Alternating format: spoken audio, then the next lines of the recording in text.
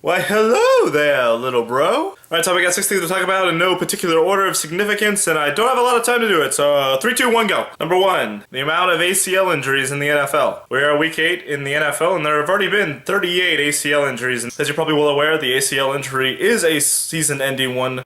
Sure, it takes almost 9 to 12 months to recover from it completely, and it very well may be a career-ending one.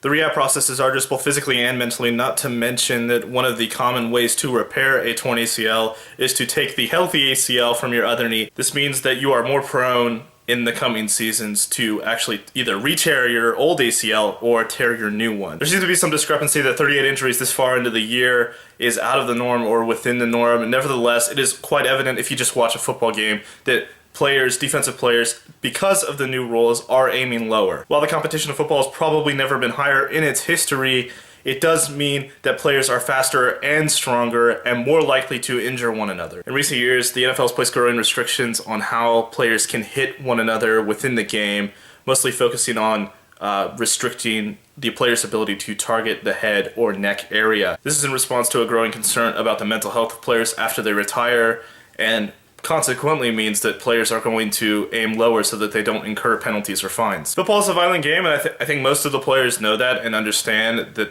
the risks that they're taking when they play, and I just don't think you're going to be able to make it completely safe. Number 2! Marvel Agents of S.H.I.E.L.D. Okay, politely put, this show is starting off rather rocky. The show seems to be suffering from like an identity crisis, which is strange because it's Marvel. I think it would be pretty obvious, you know, where they should go. But even more so, it seems like the writers don't know what to do with the characters. Like, even more importantly, they don't even know how to like make them interact with each other in a realistic and verisimilar way. One of the first tenets of writing is show don't tell, and I swear that they break this rule about half a dozen times every episode. The show seems like it could be a good idea, and it's why I'm continuing to watch it, because I hope they pull it together, and I feel like a project with Joss Whedon's name attached, as removed as Whedon is, it can't be that bad for that much longer. Funding's not going to be an issue, but viewership certainly is, and it's really kind of strange how successful the superhero genre has been in the movie business and how much it continues to struggle on TV. But I want this project to succeed, not just because I'm a Marvel fan and a Whedon fan, but I also want large picture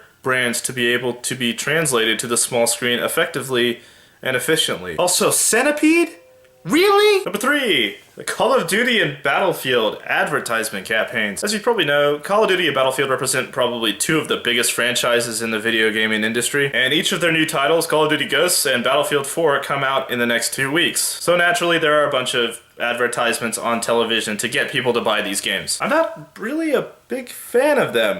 I think one of the criticisms of FPS shooter communities is that they feel like that they know what it's like to be in a war, and will romanticize like their gaming experience with that context in mind. I don't really want that being advertised, but I think that's what is being advertised in these commercials. Call of Duty and Battlefield 4 both seem to claim realism, as do most games in the community, and this is mostly in the response to consumers who want more realistic games and more realistic graphics, and that's just ridiculous, because all you have to do is play these games to realize that they're not realistic at all. You and I are big Call of Duty fans. We love playing the game because it is a fun game, and that is all it is. It is a game. But you and I both know that jump shotting and drop shotting you can't do in real life. And yet in the Call of Duty commercial, I see a janitor attempt to do this with his broomstick. And it's ridiculous and kind of amusing, but I feel like that this is not what attracts most of the gaming community towards Call of Duty, so it shouldn't be what you're advertising to the public. Number 4, the fall blockbuster season. One of the interesting things about having Call of Duty and Battlefield 4 come out within the next 2 weeks is that in November, we are going to have 2 movies that advocate the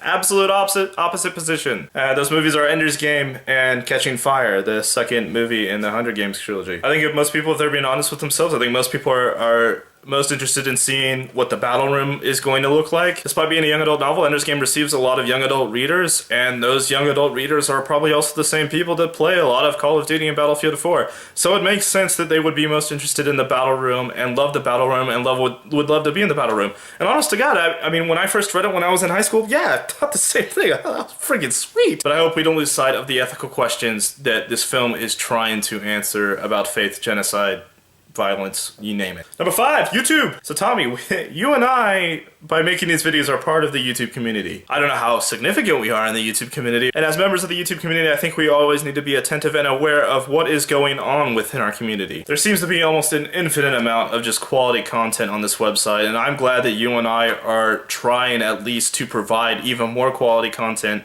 for this website. But I think we can put a little more work into it. I think we've made about 15 videos so far, and I think we're getting our feet wet. And I think now it's time to just kick it up a notch and see what we can do. I think we're both very creative and very intelligent people.